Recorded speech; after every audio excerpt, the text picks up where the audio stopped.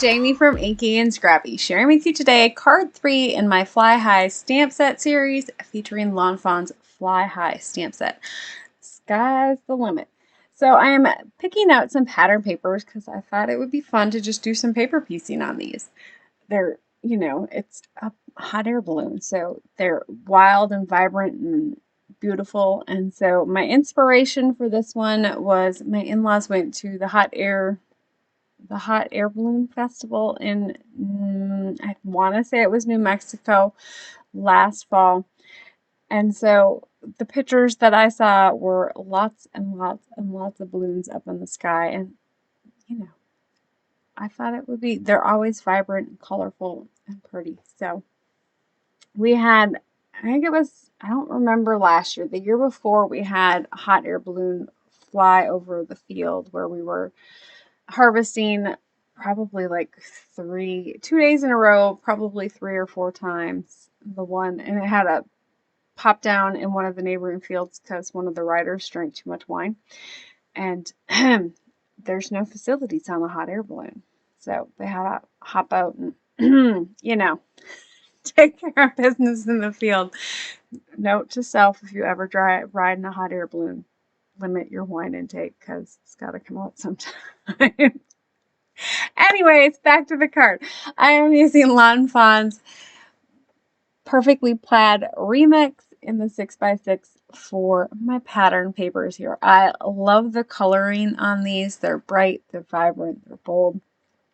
And by moving those stamps just a little bit, I was able to get a different pattern with the same pattern paper, if that makes sense. So I could switch the plaid from, diagonal to straight just by realigning my hot air balloons on them. I also just cut a whole bunch of pieces of white cardstock here and stamped my images out on that.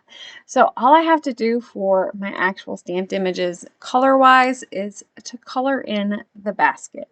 I don't have the coordinating stamp or die set, so I did run these ones through my brother's Scan and Cut. I probably could have run, I don't think my brother's Scan and Cut does not work with pattern paper. At least I haven't figured it out yet. I'm sure there's a way. I just don't know how. I could have scanned it in, but I don't like to save anything because I worry about copyright infringement. Anyways, so I just ran these ones through after I colored them. I did a simple 104 with my bullet nib, just a simple color blend, just concentrating my colors on the outside and then going over it a second time to get that lighter highlight in the middle to make it the round shape of the basket. I guess the baskets that I've seen aren't actually round. They're kind of square, and they're huge, by the way. So back when I was, I must have been like 10, Mom took me and my brother to a local town and they were raising up a hot air balloon, so we got to help lay out the hot air balloon and watch them get it up in the air. So it was really cool. It's huge though. I've never ridden one. Maybe someday. I'll put it on my bucket list. It would be fun. Anyways, I just hand cut all of my pattern papers out. I'm just gluing them on to my actual balloon stamped images here. So it makes it for fast and easy. This card came together in about an hour. I had about 45 minutes of actual footage, so I'm guessing with my brother's Scan and Cut, it was probably close to an hour total. So I'm figuring out my layout on this one, and I did bring in one more pattern paper off camera. Well, it was on camera, but I cut it out because you really didn't need to see it done again. And then I just had to blend the background. So I did Shaded Lilac, Kitched Flamingo, and then I brought in Scattered Straw. It's one of my favorite, pastel blends, I guess you could say. I just love the mix of that purple to the pink and then that pink to the yellow, so you get that orange, in there. I love doing 3-blend Distress Oxides with, the color, so you get, added colors in there wherever you overlap. I do bring in my big block here to help hold it down. This way I don't get fingerprints in the ink. And, you know, I tend to have enough inky finger problems the way it is. And so this kind of helps alleviate some of that. And then I'll just go back through, and I didn't want a solid background. I wasn't worried about that. If I was, I would have brought in my blending foams, as blending foams give a lot better full ink blended background.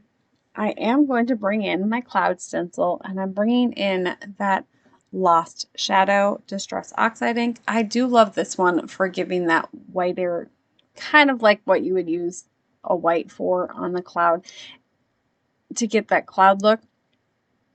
It's very subtle in the final project, and that was what I was looking for. So if that's, I don't know, I love the Lost Shadow for adding clouds to these types of things. I don't worry about compromising my white ink pad, I guess, or my white pigment inks. And yes, I did use the press and seal trick to get my images off of my panel. I don't do this very often. It's very far and few between, but I decided I liked how my layout was, and I knew I wasn't going to get it back to where I had it originally. And so I did do that trick. I did opt, after I'd put glue on the first one, that no, I wanted it popped up. So I did pop those. I did not finish gluing those. I popped that one off right away. And then I'm popping up my big air balloons. That way they look like they're a little bit closer to you, and hence the larger size. So I'm going to figure out placement on those last ones, and then hang off this one off the bottom again. And then, of course, by hanging it off the bottom, it looks like there's maybe more balloons all the way around this. This is just a small little snippet of what the actual scene might really be.